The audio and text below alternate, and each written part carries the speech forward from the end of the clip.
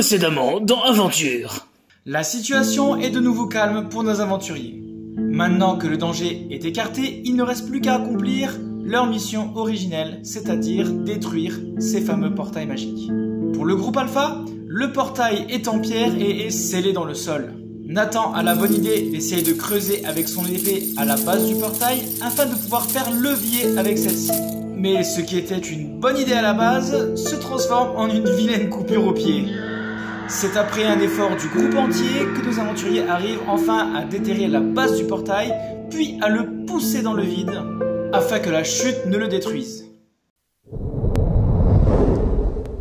Pour le groupe Oméga, cela risque d'être un peu plus compliqué. En effet, le portail flotte dans les airs par une sorte de champ magique. Impossible de le pousser ou de frapper dessus, il est bien trop dur.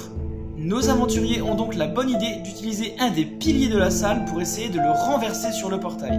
Évidemment, les piliers sont très lourds, et lorsque notre groupe entier essaye de pousser le pilier afin de l'arracher du sol, plusieurs d'entre eux se cassent le nez dessus. Mais après de longues secondes d'effort, le pilier cède sous la force brute de notre groupe d'aventuriers. Et celui-ci vient s'effondrer sur le portail qui explose en mille morceaux. Maintenant, nous en sommes sûrs, ces portails magiques ne pourront plus se réouvrir. Il est temps maintenant de rentrer au château de Castelblanc afin d'annoncer la nouvelle au roi Théo. Il leur faudra plusieurs jours de route pour revenir au bercail, et une fois cela fait, ils racontent toute leur histoire au roi Théo. Voici un bref résumé de ce qu'il lui raconte.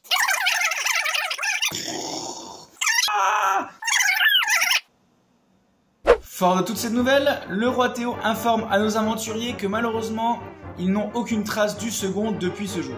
Le maître des espions, qui était là également, a parcouru le cratère en entier avec sa brigade. Impossible de trouver une trace de cet homme mystérieux. Le roi Théo propose donc à nos aventuriers de se reposer à la capitale en attendant de nouvelles informations.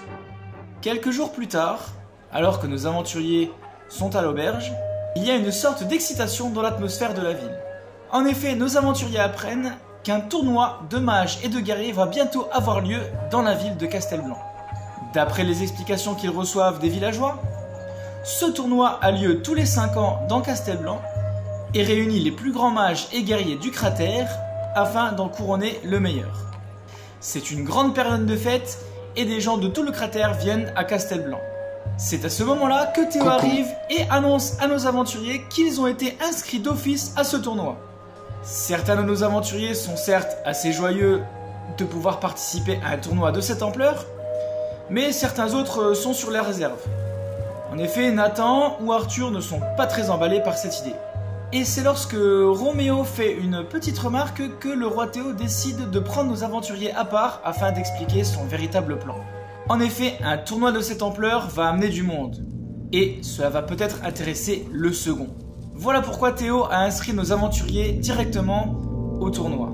Ils vont servir d'espions infiltrés parmi les participants, afin de gérer les problèmes au plus près au cas où si le second intervient.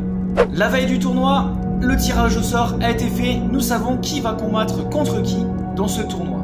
Il y a une quarantaine de participants au total, et même si la plupart font partie de notre groupe d'aventuriers, certains ont l'air d'être des personnages assez mystérieux.